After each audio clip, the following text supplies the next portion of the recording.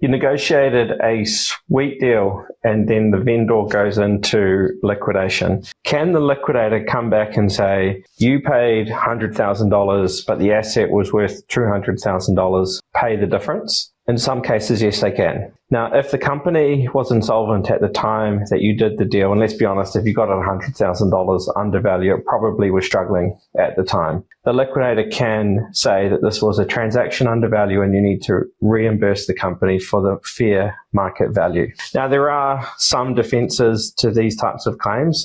If you acted in good faith and you had no suspicion of insolvency and a reasonable person wouldn't also suspect insolvency, and you gave value, then yeah, you might have a defense to it. But the liquidator can look back 2 years prior to the liquidation at these types of claims. But there are some other really concerning types of ways that this provision can be used. And let's say, for example, you have a contract with entity 1 and you get paid from entity 2 and entity 2 goes into liquidation. Now, the liquidator over here is going to say, well, you provided no goods or service or value to this entity, pay back the entire amount that you received. That's going to be a really hard reality to deal with. So no, I think it's really important that you look to protect yourself from these types of claims.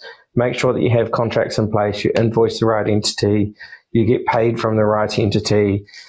There are contractual terms that you can have in place, like personal guarantees. If this type of thing happens, you can look to directors to reimburse you if a liquidator comes knocking on your door. These are just some of the claims that liquidators can pursue, and I think these types of claims will become more common in the market that we're in.